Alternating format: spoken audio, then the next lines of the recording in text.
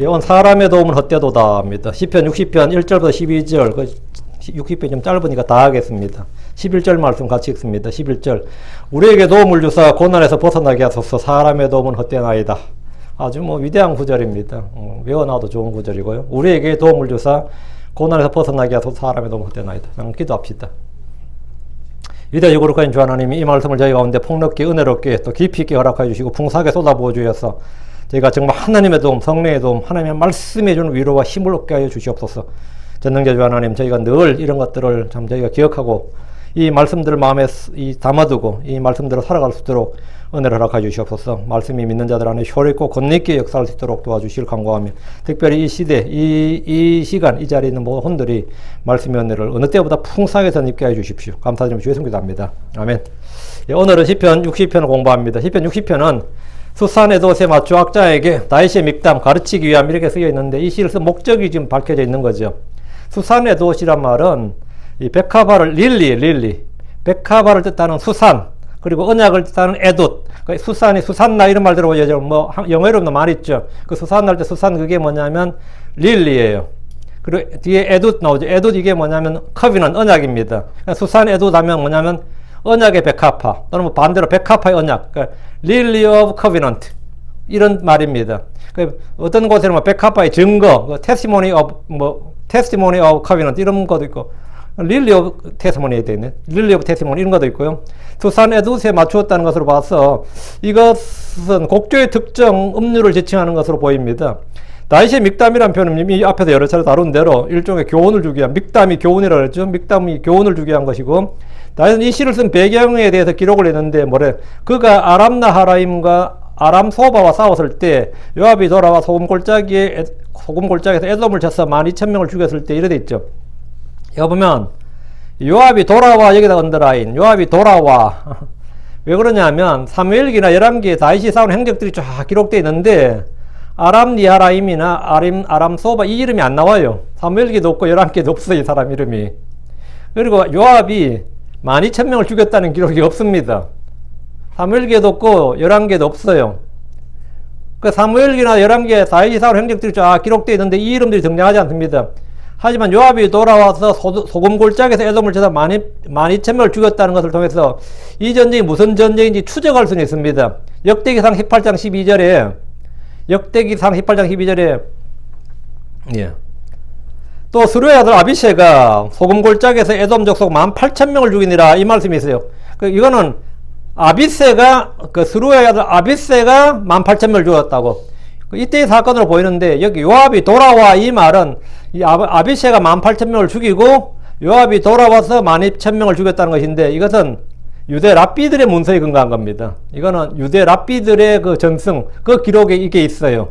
이 성경에는 성경에는 없고, 소금골짜기에서 죽인 사건들을 보면 다윗이 시리아 사람 18,000명을 죽였다는 이야기가 사무엘하 8장에 있고, 요아스의 아들 아마샤가 에돔에 속한 자 10,000명을 죽였다는 기록이 열왕기하의 14장에 나오고, 수르의 아들 아비새가 18,000명을 죽였다는 기록이 있는데, 본문의 표제에 의해는 요압이 죽였다 이야기가, 요압이 돌아와 12,000명을 죽였다 이렇게 됐죠.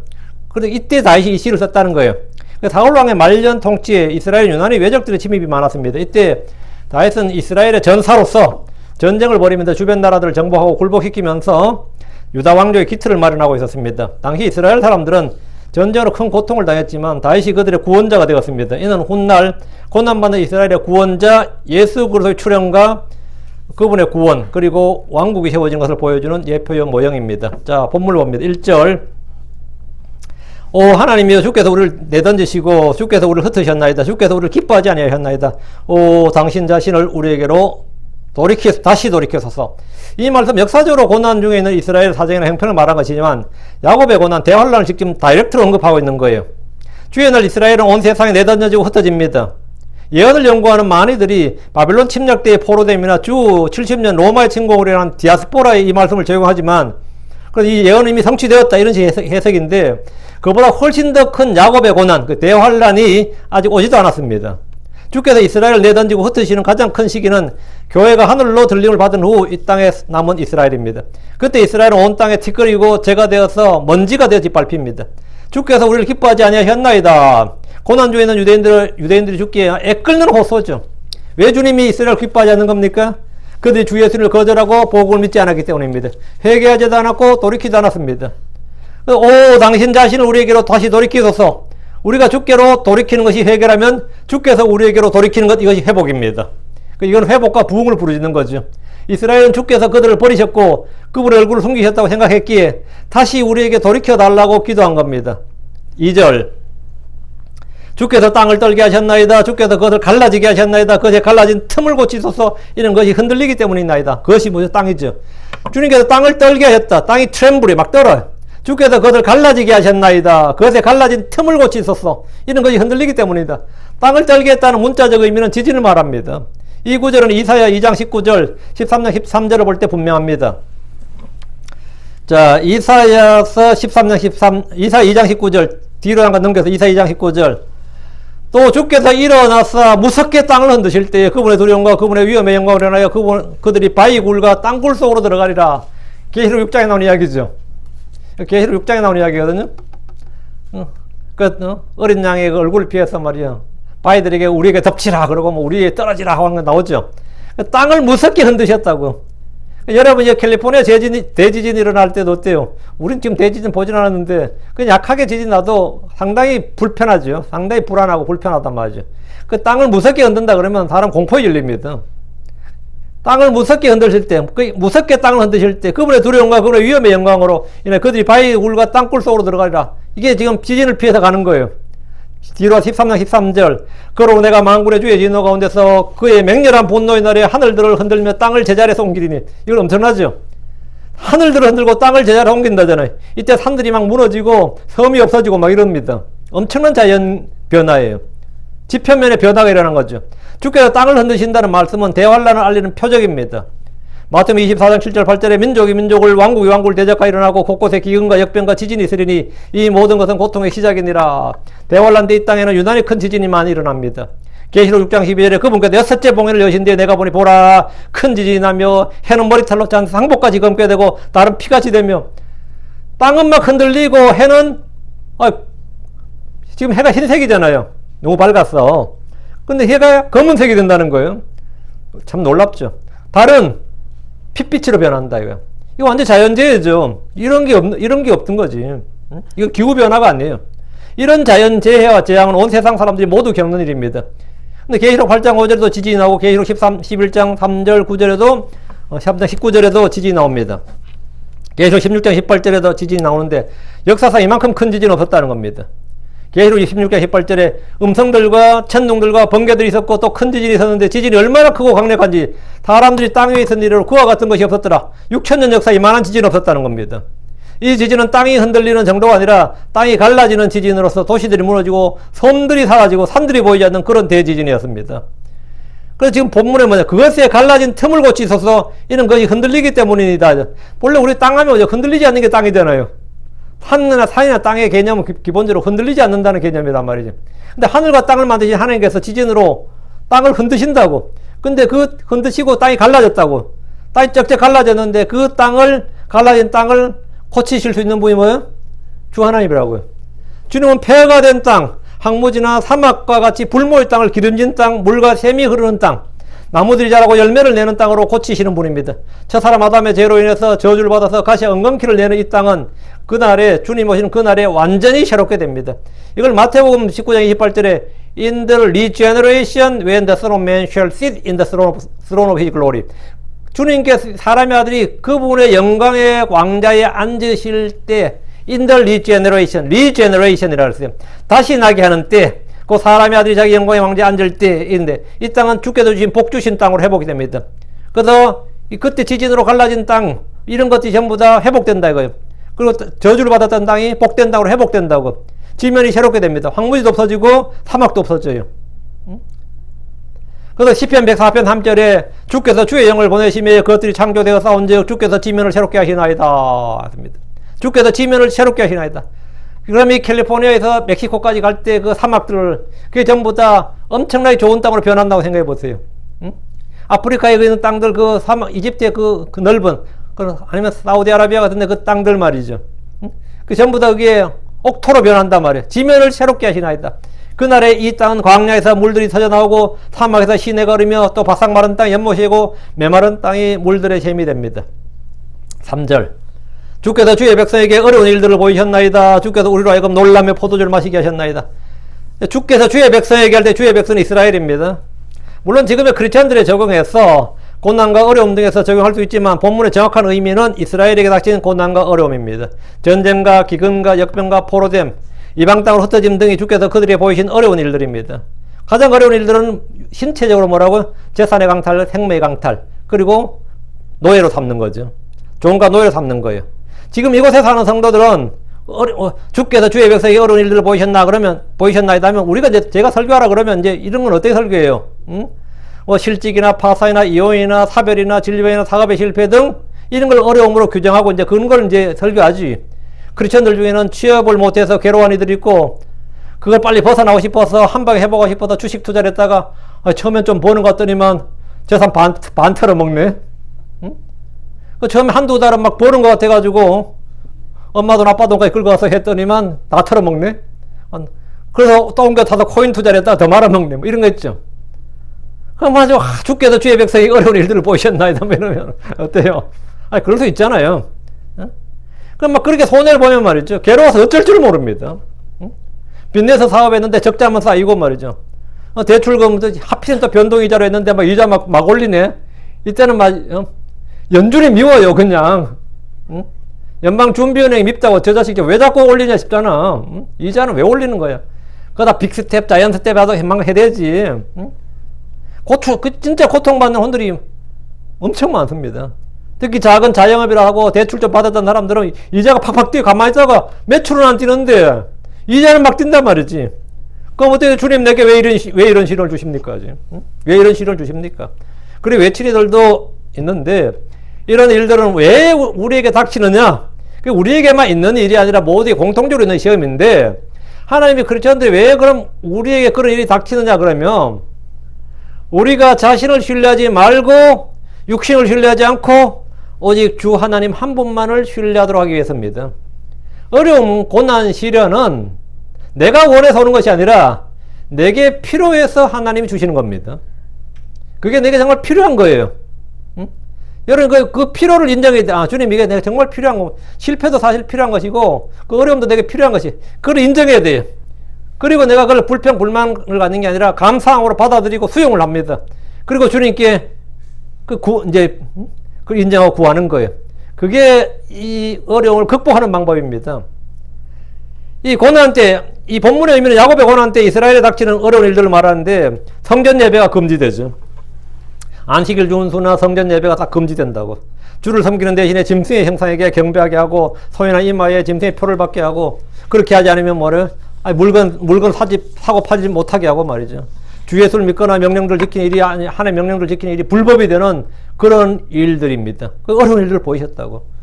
그게 하루 이틀이 아니라 계속 지속된다고 생각하세요. 대환란 때는 노예 시장이 다시 열리고 혼들이 매매 시장에서 팔립니다. 이거 엄청난 이야기지. 노예제 폐지가 얼마 안 됐는데 노예 시장은 이게 마켓이 다시 열려요. 노예 시장이 다시 열리는 그 계시록 18장에 보면 물건 파는 게 물건들 이름 쫙 나고 마지막에 뭐죠? 노예들과 사람들의 혼인들이더라. 사람들의 혼을 판다는 게 뭘까? 진짜 궁금하죠? 사람들 혼을 판다는 게 뭘까? 이 마귀들한테 팔리는 게 아닐까 싶은데 개인적으로는 이 몸을 필요로 하는 마귀들이 많이 있거든요.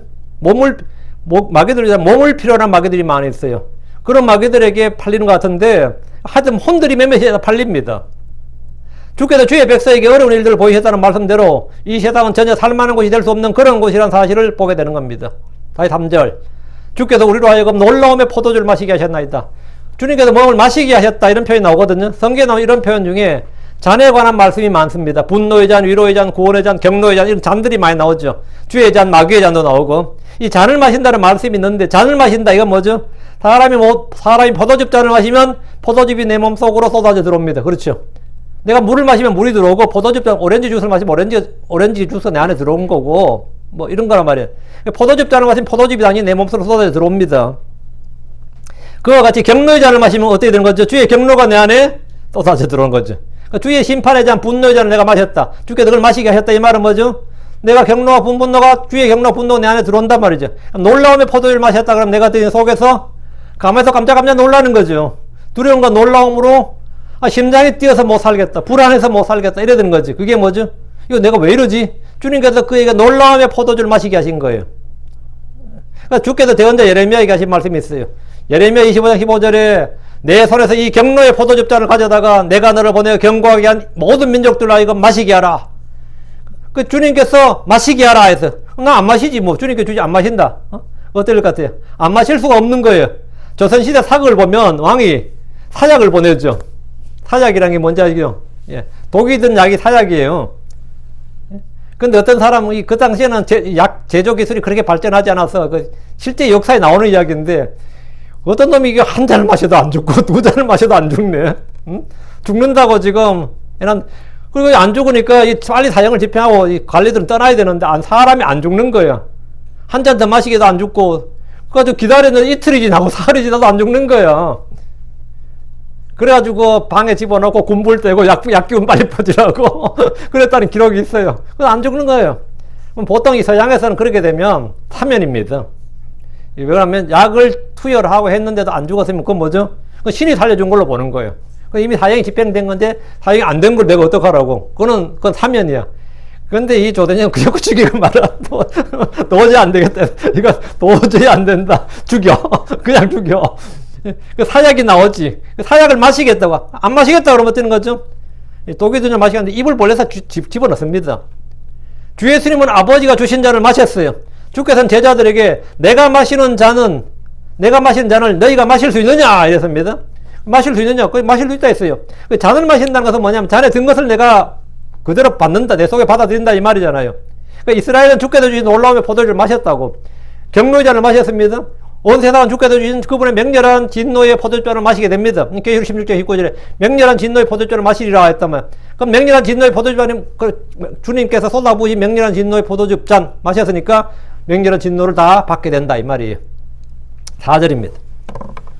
주께서 주를 두려워하는 자들에게 깃발을 주었으니 깃발의 언더라인 이는 그것이 진리로 인하여 펼쳐지게 하려 하심이니이다.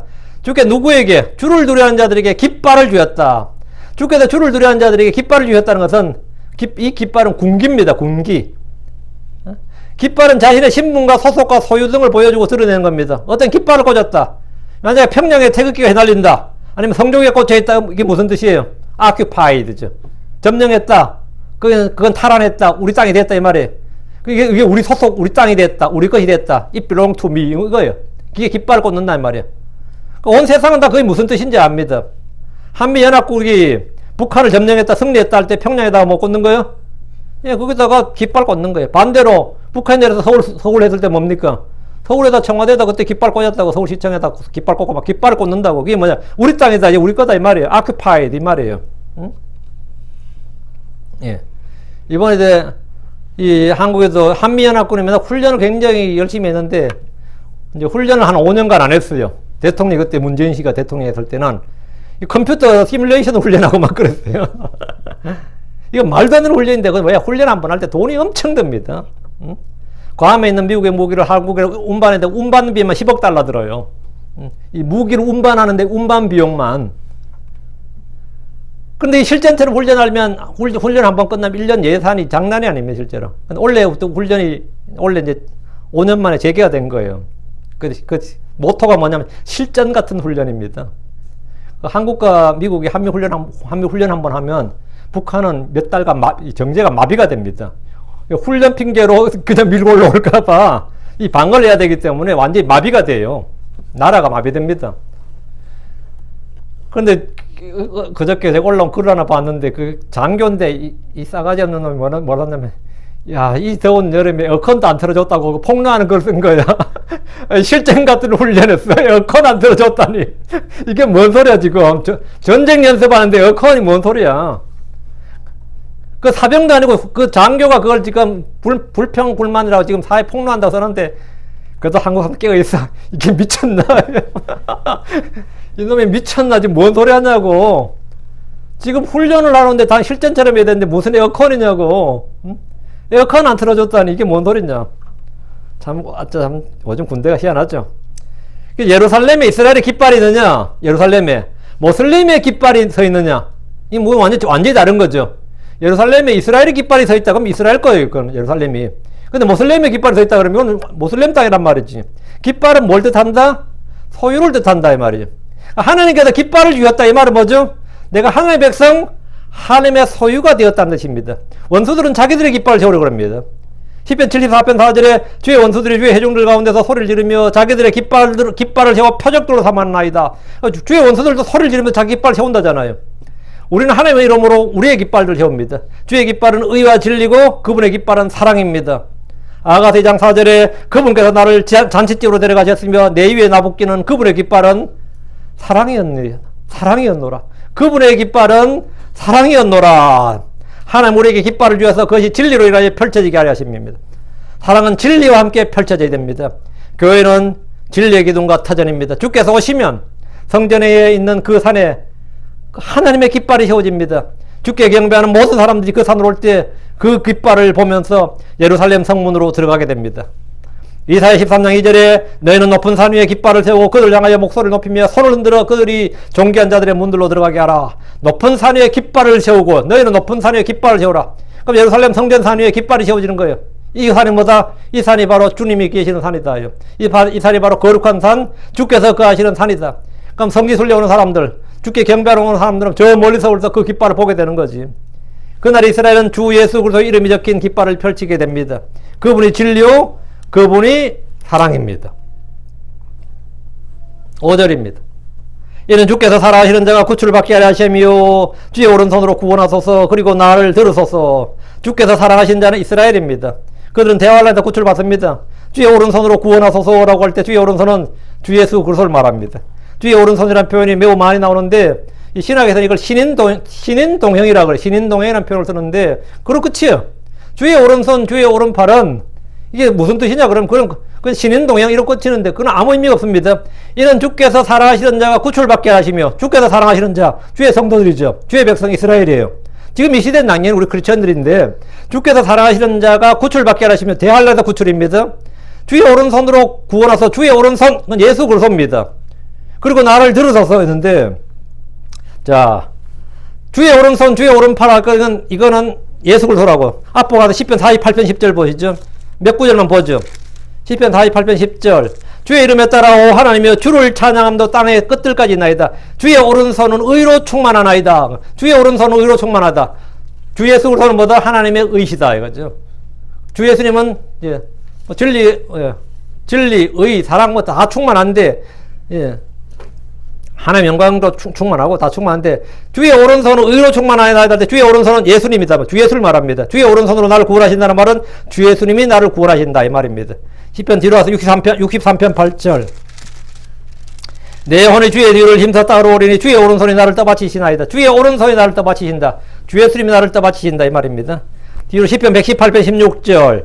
주의 오른손이 높여지셨도다. 주의 오른손이 용맹스럽게 행하시노다. 주의 오른손이 높여지셨도다. 이게 뭔 말이에요? 주의 오른손이 어떻게 높여지는 거예요? 주 예수님이 높여지셨도다 이 말입니다. 주의 오른손은 주 예수님이에요. 주의 오른손이 높여지셨도다. 주의 오른손이 용맹스럽게 행하시노다. 주 예수님께서 용맹스럽게 행하시는도다. 구원의 대장이시니까요. 시편 139편 10절. 심지어 거기서도 주의 손이 나를 인도하시오며 주의 오른손이 나를 붙드시리이다. 주의 손이 뭐죠? 예수 그리스도라고요. 주의 오른손에 대해서 이 정도로 충분하고 다시 5절. 그리고 나를 들으소서. Hear me and hear me. 나를 들으소서. 나의 음성, 나의 기도, 나의 간구, 나의 부르짖음, 나의 신음소리, 나의 이 모든 걸 뭐라고? 나의 소원을 들어달라는 겁니다. 그리고 나를 보시옵소서. Watch me. Behold me. See me. 다 되지만 나를 들으소서. 이건 뭐냐? 나를 들으소서. 내가 하는 모든 걸 좀 나의 음성을, 나의 기도를, 나의 간구를 들어달라는 거죠. 응? 나를 들어달라. 6절입니다. 하나님께서 그분의 거룩함 속에서 말씀하시되 내가 기뻐하리라. 내가 세겜을 나누며 또 숫꽃 골짜기를 청량하리라. 하나님께서 그분의 거룩함 속에서 말씀하신다는 것은 그분의 말씀이 무슨 말씀? 거룩한 말씀입니다. Holy Word란 말이에요. 거룩함에 근거한 말씀이란 뜻이에요. 내가 기뻐하리라. 주님은 진행하신 일로 기쁨을 누리십니다. 이스라엘을 구원하고 그들을 들으시고 유업의 상속을 주시는 것을 기뻐하십니다. 주님이 어쩔 수 없이 하는 일이 아니라 주님이 우리를 구원하신 일을 주님 기뻐하시는 거예요. 주님이 우리에게 상속을 주시는 걸 기뻐하신다고. 주님 행하시는 모든 일은 기쁨 가운데 하는 일이에요. 주님 기쁨을 하신 거라고. 어쩔 수 없이 하는 일이 아니라 주님이 행하시는 모든 일은 내가 기뻐하리라. 그 주님의 기쁨 속에서 한 일이에요. 주님은 우리를 구원하신 걸 기뻐하십니다. 내가 세겜을 나누며 또 숫꽃 골짜기를 청량하리라. 여호수아 때 주님은 이 땅을 상속적으로 주셨는데 그들이 이 땅을 빼앗겨버렸습니다. 주께서 오시면 팔레스타인 땅을 다시 그들에게 나눠주시겠다는 겁니다. 세겜은 요르단 서쪽 지역이에요. 숫꽃은 요르단 동쪽 지역입니다. 그럼 뭐죠? 요르단 중심으로 땅을 다 회복해 주신다 이 말이에요. 세겜과 숫꽃은 그 말이에요. 나눈다, 청량하다, 이건 뭐 땅을 분배할 때, 사고팔 때, 경계를 정할 때 쓰는 말이거든요. 내가 세겜을 나누며 숫꽃 골짜기를 청량하리라. 이건 전부 다 땅을 분배하거나 사고팔 때, 청량할 때 쓰는, 경계를 청량할 때, 정할 때 쓰는 표현이란 말이지. 주님께서 그들에게 그 땅 본래 경계를 그대로 돌려주시겠다, 회복해 주시겠다 이거래. 7절. 길앗이 내 것이요 또 므낫세가 내 것이로다. 에브라임은 내 머리의 힘이요 유다는 나의 입법자로다. 길앗은 요르단 동쪽 지역으로 갓 지파, 루벤 지파, 므낫세 지파의 반이 차지한 이 지역이에요. 길앗이 내 것이란 말씀은 이 땅이 주의 땅으로 주의 백성 이스라엘의 몫으로 지정된 것임을 말합니다. 오늘 미국이나 유엔에서 자꾸 이스라엘 국경선을 긋고 영토의 경계를 정해주는 것은 주님의 뜻이 아닙니다. 주께서는 창세기에 이미 그들의 땅의 경계로 확정해 주셨습니다. 에브라임은 내 머리의 힘이요 유다는 나의 입법자라. 에브라임은 요셉의 아들로서 장자권을 이어받았고 북왕국 10개 지파 이스라엘을 대표하는 지파입니다. 에브라임 하면 이스라엘이에요. 유다 하면 남왕국 유대인 유다를 말하고, 그러니까 유다는 지금 유다 지파와 베냐민 지파 둘이지만 남왕국을 대표하는 지파입니다. 그래서 이스라엘 나눌 때 이스라엘은 국가 이름인데 이스라엘과 유다 이렇게 나눈단 말이에요. 이스라엘은 북왕국 10개, 유다는 남왕국 2개 지파를 말하죠.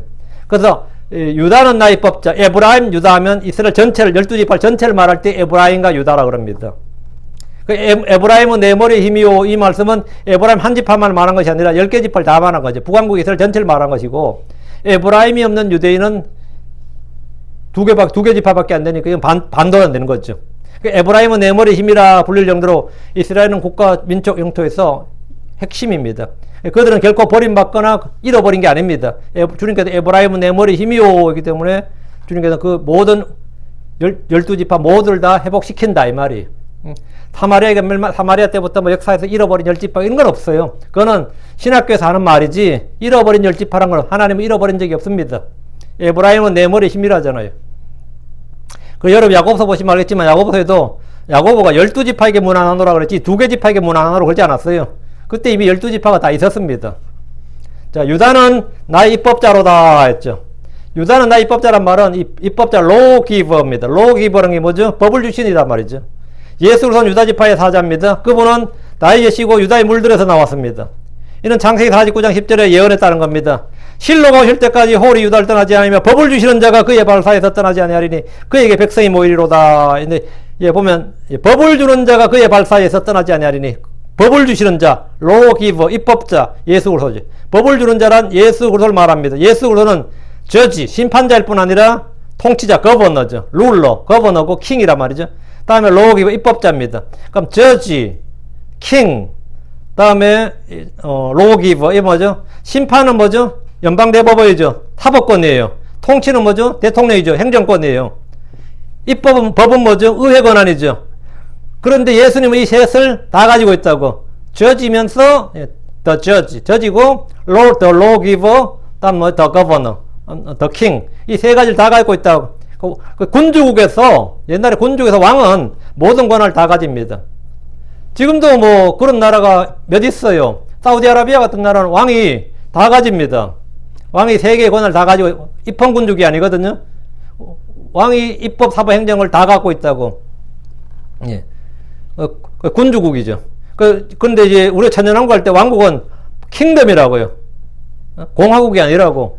민주국가가 아니라 킹덤이라는 것은 뭐냐? 킹이 있고, 킹이 있다는 것은 뭐죠? 예. 킹이 셋을 다 갖는다고. 입법, 사법, 행정을. 킹이 입법자예요. 자, 이사야 33장 22절에 주께서는 우리의 심판자시오. 주께서는 우리에게 법을 주시니시오. 주께서는 우리의 왕이시니 그분께서 우리를 구원하시오. 여기 셋 다 나오죠. 우리의 심판자시오. 이게 더 저지죠. 우리의 법을 주시니요. 더 lawgiver. 우리의 왕이시니 our king. 주께서는 우리의 심판자, 법을 주시니 우리의 왕이시니 그분께서 우리를 구원하시려다. 성경에서 그리스도라는 뭐냐? 이 셋을 다 가진 분이 그리스도고 왕으로서의 지위뿐 아니라 대제사장으로서 종교적 지위와 힘을 가진 자고 대언자로서 주의 말씀을 선포하는 자라는 뜻입니다. 유다는 나의 법자로다. 이 말씀은 법을 주시는 자가 유다 지파의 뿌리고 유다에서 나온다는 뜻입니다. 율법을 주시는 예수님께서는 구원자로 혼들을 구원하시기도 하시고 혼들을 멸하기도 하는 심판자십니다. 야고보 4장 12절에 율법을 주시는 이가 한 분 계시는데 예수님이죠. 그분께서는 이 구원하기도 하시며 멸하기도 하시느니라. 구원자는 사람을 구원하기도 하시고 심판자로서 멸하기도 하시고 주님은 다 가지고 계신다고. 입법자, 구원자, 심판자, 통치자 모든 걸 다 갖고 있다. 8절 모압은 나의 신는 그릇이라 에돔이로 내가 내 신을 던지리라. 블레셋아 너는 나로 인하여 승리하리라. 이 구절은 이게 좀 사람들이 읽어도 잘 모르는 구절 중에 하나예요. 우리 성경에 지금 너는 나로 인하여 계가를 부리라. 이건 밑줄 짝 치고 아닙니다. 이거는 오역이고 너는 나로 인하여 승리하라. 이게 아마 트라이엄프 때문에 트라이엄프가 승리예요. 승리하다 승리하지 이게 노래가 아닙니다. 아마 이게 아마 트럼프나 트럼펫으로 아마 오해를 한 것 같아요. 제가 볼 때는 이 번역할 때 그 8절에 트라이엄프는 명사로 쓰면 나운으로서 승리고 동사로서도 승리하다지 이 개성가를 부르다 계가를 부르다 이런 뜻은 아닙니다. 이거는 지금 이 8절에 triumph thou because of me 이 말은 뭐냐 너는 나로 인하여 노래하라 이 말 승리하라 이 말이지 노래하라는 뜻은 아니다 말이죠. 근데 한국 성경 다 노래하라로 번역했어요. 그건 이거는 오역입니다. 예. 이 표현은 한국에서 이 모압은 나의 씻는 그릇이다 했죠. 모압이 나의 씻는 그릇이다 그러면 이건 설거지통이다 이 말이죠. 아마 그 말 아니 뭐죠? 목욕통이다. 아니면 대야다 이 말이에요. 물대야가 뭐죠? 걸레를 빨거나 손을 씻거나 발을 씻거나 하는 게 대야잖아요. 저희 어릴 때는 대야가 플라스틱 대야도 많고 알루미늄 대야도 참 많았어요. 이거래. 대야에서 많은 걸, 대야로 많은 걸 해요. 대야로 많은 걸 하는데, 거기서는 머리도 감고, 대야에 물 가득 담아가지고 머리도 감고 별거 다 하죠. 근데 모압은 나의 씻는 그릇이라 씻는 그릇이 뭐냐 하면 그냥 그런 거란 말이죠. 개혁성경이 이걸 목욕통으로 번역했고요. 목욕통은 베스트허브가 되는데, 욕실에 있는 목욕통을 연상케 하는데 그건 아니고, 나의 씻는 그릇은 일하다가 또는 외출했다가 돌아온 사람이 발을 씻는 그릇을 말합니다. 주로 유대에서 대야는 발을 씻는 그릇이에요. 들어오면 발을 씻어야 된다. 먼지가 많으니까.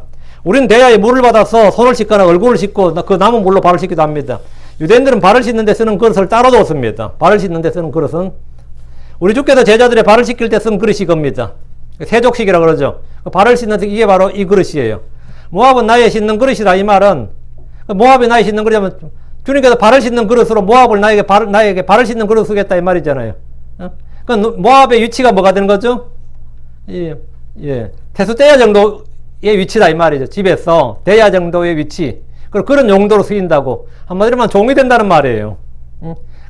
주인이 돌아왔을 때 발을 씻을 때 물을 가져와서 대야에 물을 담아서 발을 씻겨주는 종이 있단 말이죠. 그게 모압의 역할이다 이거죠. 모압은 다윗과 솔로몬 시대에 유다의 종이 돼서 공물을 바쳤습니다. 너는 나의 발을 씻는 그릇이다 그러면 우리가 하는 일 가면 뭐죠? 발 씻는 일밖에 못하는 거죠. 에돔 위로 내가 내 신을 던지라. 이건 무슨 표현 같아요? 이거 시적인 표현인데 에돔 위로 내가 내 신을 던지라. 여러분이 방에 들어갈 때 신발 벗어놓고 들어가죠. 신발장에 벗어놓고 들어간다고 아니면 밖에다 벗어놓고 들어가요. 시골에서는 급히 들어갈 때 뭐 하죠? 신발 대충 던져놓고 들어갔지. 발 대충 빨리 벗으려면 벽에 치고 들어가지. 그러니까 유대에서나 한국이나 일본, 중국 등 동양 문화권에서는 신발은 부자한 것입니다. 신발 신고 실내에 들어간다는 것은 아주 무례한 일이고 있을 수 없는 일이죠. 그래서 실내에 들어갈 때는 반드시 신발을 벗습니다. 여기 사람들 중에는 신발을 신고 집에 들어갈 뿐 아니라 신발을 신은 채 침대로 올라가서 잠자는 사람도 많습니다. 여러분 이제 이 전 세계 지도를 펼쳐놓고 신발을 신고 실내로 들어가는 그 나라, 민족, 신발을 벗고 들어가는 민족, 나라 이걸 이렇게 구분해 보면 신발을 벗고 들어가는 게 훨씬 많아요. 근데 그게 이제 기후와 관계가 있습니다. 기후와 밀접한 관련이 있어요. 신발을 벗고 들어가야 되는 쪽이 있고 신발을 신고 들어가는 쪽이 있는데 여러분이 호텔 침대나 보면 하얀 시트에 끝에 갈색이나 검은색으로 쫙 이만큼 넓이로 쫙 이렇게 돼 있죠. 그게 호텔에 왜 그 침대가 왜 그래 했냐면 거기가 신발을 신고 자기 때문에 거기 발을 거기다 놓으라는 뜻이에요. 하얗게 다 하얗면 그게 너무 더러워지니까 그 하얀 걸 좀 더러워진 걸 방지하기 위해서 고개는 색깔을 이제 갈색이나 검은색으로 이렇게 넓게 놓는데 그게 뭐냐면 신발 신고 자는 사람들 때문입니다. 그 신발 신고 자는 사람들이 침대에서 신발 신고 자는 사람들이 좀 있어요. 그 이제 근데 동양 문화권에서는 거의 없지. 응? 유대에서 신발은 방이나 경내에 들어갈 때 반드시 벗어야 되는 겁니다. 신발을 신는다는 것은 뭐 단지 말도 안 되는 것이고 주님 앞에 섰을 때도 우리 신발 신고 옷 입고 모세한테 주님 말했어요. 신발을 벗으라. 내가 선 곳은 거룩한 땅이니 거룩한 곳이니 신발을 벗으라. 요소도 신발을 벗었습니다. 신발을 벗는다고. 근데 주님께서 에돔 위로 내가 신을 던진다 이 말은 뭐죠? 신발을 벗어서 그려 던진다 이 말인데 신발을 벗어 그려 던지면 그 에돔은 뭘 해야 되죠? 신발을 가지러니 주인이 다시 다음에 신을 수 있도록 정리를 해야 돼요. 정리해야 된다고. 한마디로 에돔은 신발장이다 이 말입니다. 신발장이라고. 이건 신는 것보다 좀 더 심한 모욕이고 약간 더 천하다 이 말인데 주인이 아무렇게나 신발을 벗고 안으로 그냥 들어가면 그것을 정리하는 일은 종의 몫이었는데 에돔의 현재 미래가 모두 이스라엘의 종이 될 것이다 이 말입니다. 그게 너희들은 내 발에 신발을 들고 신발을 정리하는 그러니까 내가 에돔 위로 내 신발을 던지라 이거예요. 근데 8절이 이제 그 다음이 문제. 여기까지는 뭐 이해가 별로 안 어렵고 그죠? 블레셋아 너는 나로 인하여 승리하라 이거예요. 이제 여기서는 전부 다 이제 크리스천들도 멘붕이 오는 거야. 블레셋아 너는 나로 인하여 망하라 뭐 이래야 말이 되잖아요. 응? 블레셋아 너는 나로 인하여 개가를 부르라 하셨도다. 이게 지금 험정력이고 개가는 개성가의 말이고요. 한킹에 보면 한글킹의 성경에는 승리의 함성 이래 번역되어 있고 개혁에 뭐라 되어 있더라. 하여튼 비슷할 겁니다. 정확한 의미는 트라이엄프에 승리하리라 이거예요. 근데 이 구절을 언뜻 읽으면 이해가 쉽지 않아요. 뭐 개가를 부른다 그래도 이해가 별로 쉽지 않고 그러다 이 세부 성경학자들이나 주석서들에는 이 해석을 하지 못하니까 이스라엘과 크리스천들이 주님으로 승리한다면 뭐 전혀 어려울 것이 없는데 블레셋은 이스라엘 원수라고요. 그리고 오랫동안 역사적으로 대적이었다고. 그럼 블레셋이 주님으로 승리한다니까 전혀 말이 안 된다면 생뚱맞단 말이죠. 그래서 이게 하는 일이 뭐냐. 성경학자들은 성경 구절에서 이해하기 어렵다, 설명하기 어렵다 하면 뭐 하죠? 본문을 바꿉니다. 자기가 이해하기 어렵다, 설명하기 어렵다 그러면 본문을 바꿔요. 이해할 수 있도록. 그 개혁 성경에 보면 블레셋아 나로 말미암아 외치라 이래 돼 있어요. 이게 뭔 말일까? 블레셋아 나로 말미암아 외치라. 그러니까 이제 설명을 필요한데 이 블레셋이 다윗의 공격이나 주님의 심판을 받을 때 멸망하지 않기 위해서 주님께 막 부르짖으라 이런 뜻으로 주석을 달아놨어요. 응? 이 설명을 8절을 블레셋은 주님으로 인해 주님께 우리 멸망시키지 말라고 막 간구하는 식으로 이렇게 주석을 달았는데 본문과 전혀 상관없는 이야기입니다. 전혀. 모압과 암몬에 대해서는 신는 그릇이고 신을 던지는 신발장을 언급하면서 블레셋에 대해서는 승리하라고 하시니까 좀 황당하게 느껴질 겁니다. 대환란 때 이스라엘은 에돔에 있는 페트라에 숨습니다. 그렇죠?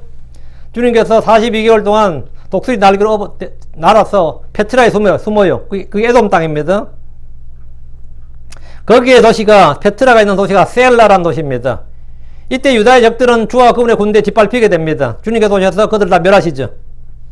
율법에 신명기 33장 29절에 오 이스라엘이여 너는 행복한 자로다. 오 주께서 구원하신 백성이여 누가 너와 같으려. 그분은 너를 돕는 방패시요 너 뛰어나며 칼이시로다. 내 원수들이 내게 거짓말한 자로 드러나리니 내가 그들의 높은 곳들을 밟으리로다 하니라. 내가 그들의 높은 곳들을 밟으리로다. 이건 주의 재림 때 성취될 말씀이에요. 이스라엘이 민족들은 머리가 되고 통치해야 된단 말이죠. 주께서 오시면 이스라엘은 원수들을 짓밟습니다. 모압과 에돔은 단히 짓밟히고 그들의 종이 됩니다. 시편 44편 5절 주를 통하여 우리가 원수들을 누르리라. 주의 이름을 통하여 우리가 우리를 치려고 일어나는 그들을 밟으리라. 주님께서 원수들을 누르고 우리가 그들을 밟는다잖아요. 우리가 주님 통해서. 시편 108편 13절 하나님을 통해 우리가 용감히 행하리라. 이는 그분께서 우리의 원수들을 밟으시기 때문이라. 하나님을 통해 우리가 용감히 행하리라 했단 말이죠. 멸망의 아들이 이 땅을 통치할 때 주께서 친히 그분의 군대를 데리고 와서 싸우십니다. 그럼 팔레스타인 땅이 어떻게 된 거죠? 마귀와 구의 군, 팔레스타인 땅에 있던 마귀와 마귀의 군대는 다 멸망합니다. 땅의 왕들도 다 멸망하고 팔레스타인 땅에 있던 블레셋의 위치가 어디냐? 지중해 쪽이에요. 유다 지파 옆쪽이란 말이지. 팔레스타인 땅에 있던 블레셋은 자연스럽게 주 앞에서 승리를 맛보게 됩니다. 승리를 보게 되는 겁니다. 블레셋이 팔레스타인 땅의 일부이기 때문입니다.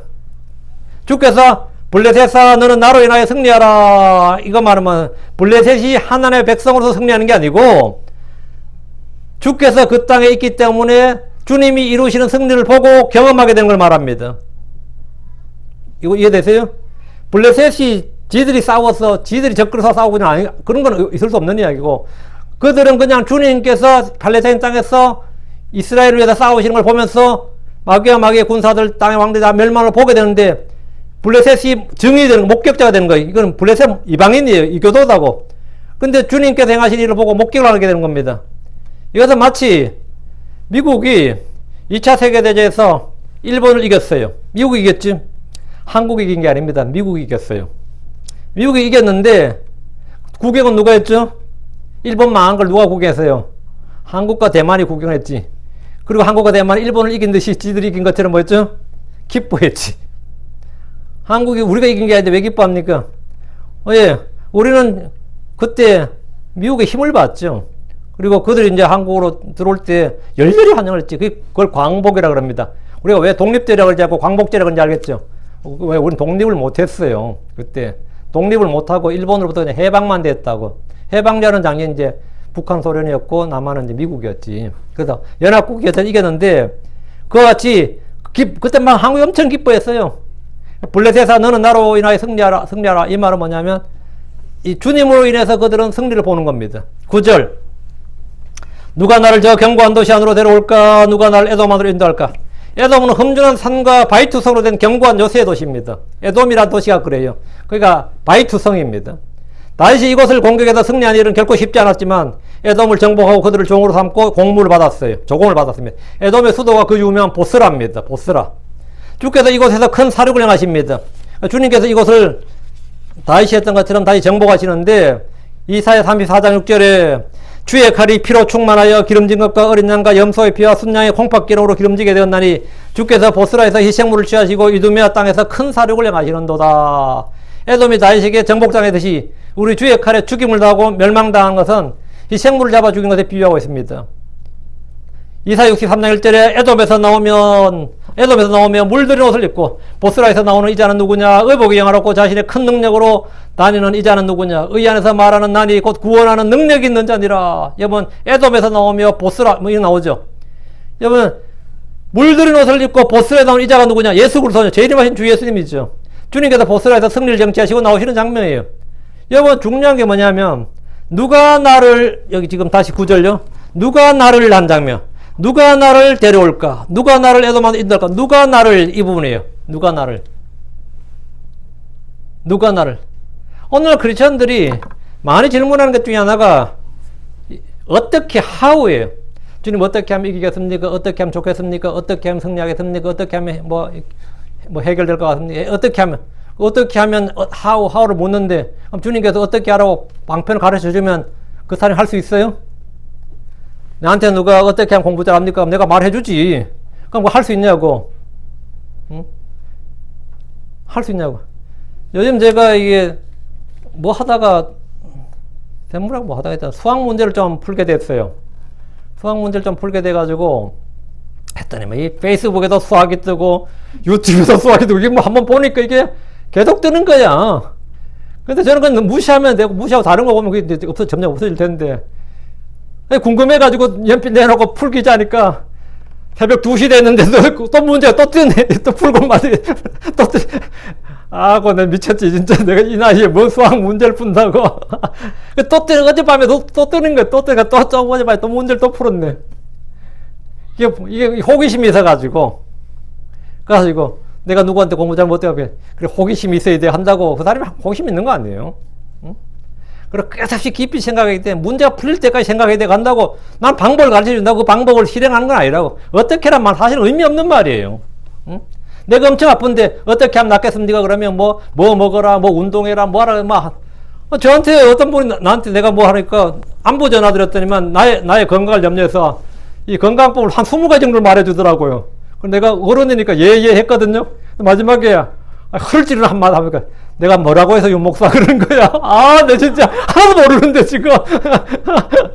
내가 지금까지 뭐라고 해서 말해보라는데 내가 완전히 당황했어요. 예 했다가 난 이 말머지로 듣고 있다는 게 그냥 들통난 거 아니야. 근데 어떻게란 말은 사실 의미가 없다고. 응? 하루에 몇 킬로 걸으세요? 뭐 만보를 걸으세요? 건강식 하세요? 뭐 비타민을 하고 뭐 영양제를 드세요? 이런 말이 물론 유익한 말이 맞겠죠. 그게 틀린 말 아닌데 그 말이 나한테 그렇게 큰 뭐죠? 예, 유익이 안 돼요. 그 어떻게 하면 건강해요? 어떻게 하면 부자가 되겠습니까? 다 뭐 부자가 되는 방법 많죠. 처세술 책이 얼마나 많아요. 성공하는 뭐 사람들이 뭐 7가지 습관 그거 한다고 내가 성공하는 거 아니지. 응? 하우에 대한 질문은 사실은 이 무기력한 사람들에게 아무 의미 없는 말입니다. 어? 내가 어떻게 하면 하나님 뜻을 알 수 있을까? 어떻게 하면? 뭐 우리 말하지 뭐 기도하십시오. 성령의 인도를 받으십시오. 뭐 성경 읽으십시오. 그 말이 그 사람에게 도움이 되느냐? 별 도움 안 됩니다. 실제로 별 도움 안 되는 줄 알면서도 말해주는 건데 정말 중요한 질문은 뭐냐면 누가 나를 이거예요. 누가 나를 이 사망의 몸에서 건져내랴? 누가 건져내죠? 예수님이죠. 어떻게 하면 내가 이 사망에서 건져냄을 받죠? 이러면 별 의미가 없어요, 실제로. 가르쳐줘도 그건 의미가 없어요. 내가 가르쳐주면 네가 할 수 있냐? 그러면 못하죠. 누가 나를 이 사망의 몸에서 건져내랴? 누가 나를 하면 뭐죠? 항상 질문은 누가 해야 돼요. 누가 해요? 크리스찬들의 질문은 언제나 누가 해야 된다고. 응? 어떻게 내가가 아니고 누가 나를 이겁니다. 응? 누가 나를. 어떻게 하면 내가 행복해질까요? 이건 사실 의미 없는 질문이에요. 누가 나를 행복하게 해줄 수 있을까요? 누구죠? 누가 나를 이기게 해줄 수 있을까요? 누구라고 딱 질문하면 그건 답이 언제나 굉장히 분명합니다. 내가 어떻게 하면 질병에서 건진받을까요? 믿음으로 건진받아야지. 은혜로 건진. 이건 말은 돼요. 믿음으로, 은혜로, 뭐 이러면 말은 되는데, 믿음으로 제가 고침받았습니다 보다는 주께서 나를 고치셨습니다가 훨씬 더 나아요. 훨씬 더 심플하다고. 믿음으로 제가 고침받았습니다. 은혜로운 간증인데, 주님이 나를 고쳤습니다가 훨씬 더 심플하고 확실합니다. 그거 어떻게 해결했냐 그러면, 주님이 나를 도우셨습니다가 믿음으로 했지. 그거보다 훨씬 더 확실합니다. 그러니까 여러분이 정말 어려울 때는 항상 누구를 찾아야 된다고. 응? 그러니까 이제 나이가 들면 우리는 항상 그러잖아요. 예전에는 뭐 하면, 어떻게 하면 돼? 뭐 이렇게 묻죠. 어떻게 하면 돼? 하면 누가 가르쳐주면, 방법이 있었네 하고 이제 막 내가 해보잖아요. 근데 지금은 어떻게 나이 들면 이제 다 알아요. 어떻게 하니까, 이거 할 만한 사람 누가 있지? 이런다고. 이거 할 만한 사람이 누가 있지? 이런다고. 누가 있어. 이거 아는 사람 있지? 그때부터 누구를 찾아요? 응? 안 그래요? 전엔 누구를 찾기보다는 내가 어떻게 하려고 하니까 어떻게를 많이 찾았지만, 여러분이 어떻게 찾는다면 아직 젊은 사람이야. 이제는 어떻게 별로 안 찾아요. 이거 누가 잘하지? 이거 누구한테 맡기면 좋지? 자꾸 누구를 찾는다고. 일은 누가 하면 딱 좋은데, 누구한테 맡기면 딱 좋은데, 누가 이거 좀 해줬으면 좋겠는데. 그렇죠? 전에야, 뭐, 라면 하나 끓여도 어떻게 끓이면 맛있게 끓여가지만 지금은 누가 끓여줄 놈 없나? 이래 생각한다고. 누가라고 하는 게 정답이야. 누가가 정답이라, 누가. 그래서 이 본문을 보면 누가 나를 하죠. 누가 나를. 여러분 언제나 이걸 찾아야 됩니다. 주님, 누가 나를 행복하게 해줍니까? 누가 나를 성공하게 해줍니까? 누가 나를 승리하게 해줍니까? 누가 나를 성령 충만하게 누가 해주죠? 성령을 부으시는 주님이라고.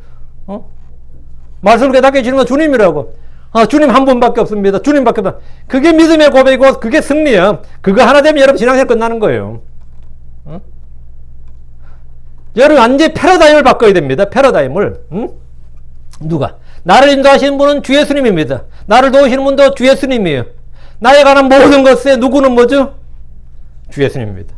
그래서 사도 바울도 옛날 율법을 할 때는 율법을 지켜서 어떻게 해서 내가 선한 생활을 살겠다, 경건한 생활을 살겠다. 이게 추진해서 이게 바리새인들이었다. 바리새인들은 언제나 어떻게 해야. 그 다음에 율법 조목이 그렇게 많아지는 거예요. 뭘 하라, 뭘 하지 마라. 어떻게 하니까.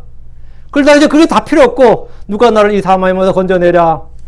하나님께 감사하리로다. 우리 주 예수를 통해서, 주 예수를 다는 생명 성령의 나를. 이렇게 되는 거지. 그럼 그걸 끝이에요. 누가 나를 구원할까? 예수님이죠. 여러분의 신앙생활에서 모든 것은 하나로 기결됩니다. 누가 나를. 답은 뭐라고요? Jesus Christ. 10절입니다. 우리를 내던지신 오 하나님이여 주께서 하지 아니하시겠나이까? 그리고 하나님이여 우리의 군대들과 함께 나가지 아니하신 주께서 하지 아니하시겠나이까? 누가 나를 했다가 답이 뭐라고요? 오 하나님이여 주께서 이게 답이에요. 하나님은 배교한 이스라엘을 큰 환난 속에 던지셨습니다. 시험과 고난 속에 던지셨어요. 이는 그들을 멸하기 위해서가 아니라 회개하고 연단하기 위해서입니다. 주님은 대환란 동안 그들 얼굴을 숨기셨고 그들을 듣지 않으셨습니다. 주께서는 그들의 군대와 함께 나가지 않으셨습니다. 마귀가 그들을 이겼습니다. 그들은 성경에 기록된 대로 주의 징계를 수용하고 회개해야 했습니다. 그러나 주님은 그들을 완전히 멸하지 않으시고 소수의 남은 자를 주셨고, 주께서 하지 아니하시겠나이까? 이 말대로 주께서 우리를 내던지셨지만 우리를 구출하시고 승리를 주실 것이라는 확신입니다. 우리는 어려운 때도 주님이 결국 나를 돕고 나를 구출하시고 승리를 주신다는 믿음을 가져야 됩니다. 믿은 후에는 인내가 필요합니다. 믿은 후에는 뭐라고? 인내. 이걸 가지고 인내의 소망이 필요하다. 믿은 후에는. 11절. 우리를 도우사 고난에서 벗어나게 하소서. 이는 사람의 도움이 헛되기 때문이다. 이 말은 뭐예요? 우리를 도우사 고난에서 벗어나게 하소서. 나를 고난에서 벗어나게 하시는 분은 누구다? 어떻게가 아니란 말이죠. 누가? 주께서 우리를 도우사 고난에서 벗어나게 하소서. 이 말이에요. 주어는 뭐죠? 그러니까 주께서가 되는 거죠. 11절의 주어는 주께서 우리를 도우사 고난에서 벗어나게 하소서. 내가 어떻게 해서가 아니라 주님께서 우리를 도우셔서 벗어난다고. 이는 사람의 도움이 헛되기 때문입니다. 이 고난은 일상의 삶의 고난이 아니라 큰 환난, 야곱의 고난에 울리는 고난입니다. 이 고난에서 벗어나는 일에서 사람의 도움은 전적으로 헛될 뿐입니다. 여러분의 인생에 큰 고난이 닥치면 사람의 도움이 헛될 뿐임을 절감할 때가 많을 겁니다. 전쟁은 주께 속한 겁니다. 승리를 위해서 내가 모든 노력을 할 것들 다 해보지만 승패는 주께 속한 겁니다. 재판은 주께 속한 겁니다. 지혜와 능력은 주께 속한 겁니다. 권능은 주께 속한 겁니다. 구원은 주께 속하 있고 사망에서 벗어난 일은 주께 속한 것입니다. 의와 긍휼과 용서는 그분께 속해 있습니다. 우리는 하나님께 속한 자들입니다. 자, 그럼 우리가 할 일은 뭡니까? 주를 신뢰하는 겁니다. 나의 도움은 하늘과 땅을 만드신 주께로부터 옵니다. 안전도 마찬가지입니다. 요즘 미국이 얼마나 불안전한, 완전 남미국가처럼 치안이 불안정하게 됐어요. 이 LA 같은 경우는. 여러분, LA 나가는 게 사실은 요즘 두려운 일이라고. 전에는 경찰 국가라고 그랬는데 지금은 완전 범죄 국가, 깡패 국가가 됐어. 특히 지난번 사건, BLM 운동 터지고 나서부터 경찰들이 움직이질 않습니다. 자기 신세 망치기 싫으니까. 이때 누가 우리를 지켜줍니까? 정부를 신뢰할 수가 없게 되죠, 지금. 통치자를 신뢰할 수가 없게 됐다고요. 이 미국의 시스템 자체를 저는 미국의 시스템에 대해 상당히 신뢰를 가졌는데, 미국의 시스템을 지금 완전히 거의 붕괴 직전이라고. 신뢰할 수가 전혀 없는 거예요. 나의 도움은 하늘과 땅을 만드신 주께로부터. 안전도 주께로부터 옵니다. 도움과 안전이 주께로부터예요. 지혜와 권능과 구원과 모든 것이 뭐라고? 주께로부터 옵니다. 주님이 나의 방패가 되시고 나의 방벽, 나의 방어자가 되셔야 됩니다. 예. 누가 나를 안전하게 지킵니까? 약물이 나를 압니다. 주님이 나를 지키십니다. 여러분의 마음을 지키는 분도 주님이고, 여러분의 몸의 안전을 지키는 분도 주님이고, 여러분의 경제적 생활 이 안정, 세이프티도 주님이 지키는 겁니다. 이것도 다 주님으로 도는 거예요. 안전은 주님으로 도는 겁니다. 12절입니다. 하나님을 통해 우리가 용감 행하리니 이는 그분께서 우리의 원수들을 밟으실 그분이시기 때문이로다. 하나님을 통해 우리가 용감 행하리니, 이제 신약에서는 이게 뭐가 되는 거죠? 그리스도를 통해서 우리가 모든 걸 할 수 있느니라 이런 거예요. 신약에서는 through Christ가 되는 거죠. 왜? 하나님께서 육신을 꼬신 분이 예수님이단 말이죠. 같은 분. 구약에서는 그리스도 예수님이 계시가 안 되었으니까 하나님을 통해 우리가 용감 행하리니 했고, 크리스천들은 그냥 이걸 예수님을 통해 우리가 용감 행하리니 이렇게 말한 거예요. 이는 그분께서 우리의 원수들을 밟으실 그분이시기 때문에. 이 하나님이 누구죠? 원수들을 밟으시는 그분이 누구냐? 예수님이라고. 여자이시 예수님이에요. 구약에서 다윗이나 사사들 대언자들이 그랬듯이 환난 성도들 역시 하나님을 통해서 용감히 행해야 됩니다. 그들은 용과 짐승과 거짓 대언자를 상대로 용감히 행하고 끝까지 견디는 자, 승리자가 되어야 됩니다. 남은 자가 되어야 돼요. 죽으면 죽어야 됩니다. 하나님을 통해 우리가 용감히 행하리니, 하나님 믿을 때 용기와 담대함이 생깁니다. 세상을 이길 수가 있고 막을 이길 수가 있는 그런 용기와 힘과 담력은 하나님을 통해서 오는 것이지 극기 훈련을 통해서 오는 게 아닙니다. 알코올 힘이나 마약의 힘을 빌려서 되는 게 아니에요.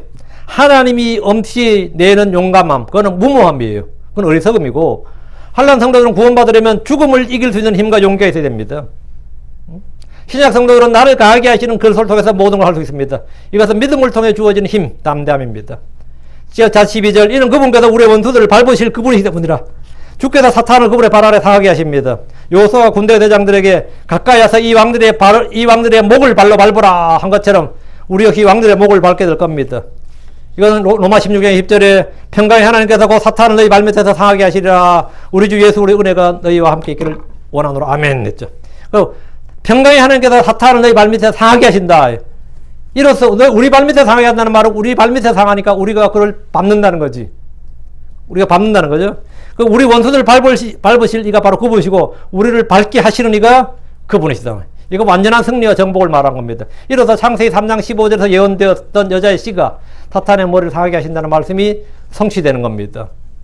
이게 성취의 말씀이에요. 우리가 하나님을 통하여 through God, 우린 지금 여기를 하나님 의지하여 이렇게 지금 법령이 번역했는데 through God, 이게 뭐예요? 하나님을 통하여 우리가 용감히 행하리라.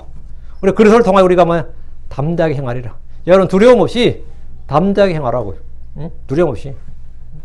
왜? 안전은 주로부터 온다고. 도움도 주로부터 오고 모든 게 주께부터 온다고. 그러니까 우리는 through God we shall do valiantly. 용사답게 용감하게 그렇게 행한다 이 말이에요. 자 9절에 누가 나를 언더라인 해주시고 10절에 주께서 아니하시나요? 주께서 하지 아니하시 주께서. 다음에 11절에 우리에게 도움을 주사 할 때 우리에게 도움을 주시면 누구죠? 주가 누구죠? 오가 주님이죠. 다음 12절에 우리가 하나님을 통하여 우리가 하나님을 통해서 여기 신앙생활 영적생활의 모든 규칙 원리가 다 나와 있습니다. 이게 우리가 이 땅을 살아가는 방법이 다 나와 있어요. 여러분 여기서 한 말씀만 건지시면 돼요. 한 말씀만 건지시면 여러분 이 땅에서 영적으로 사는데 전혀 지장이 없습니다. 어려움이 전혀 없어요. 자, 기도합시다. 여러분 모두가 승리의 간증이 차고 넘치길 바랍니다. 기도합시다.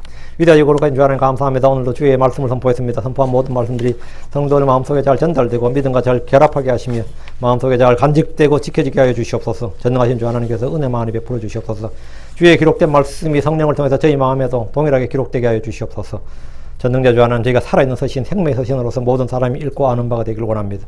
무엇보다 주의 성령을 통해서 또 우리 주 예수 그를 통해서 우리가 모든 걸 할 수 있다고 말씀하셨는데 아버지 하나님 저희가 이 하나님의 말씀의 권능을 믿고 성령의 권능을 믿고 주에 기록된 이 말씀을 저희가 기록된 그대로 신뢰합니다. 저희가 신뢰할 분은 주 하나님밖에 없습니다. 이 정부의 도움이나 아버지 하나님 통치자를 저를 신뢰할 수가 없고 이 사회 시스템을 신뢰할 수가 없습니다.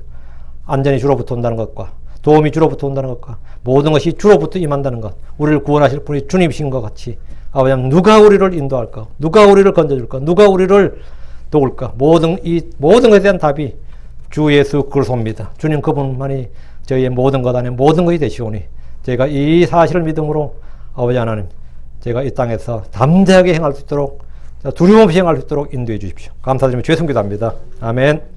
네, 아멘. 찬송가 74장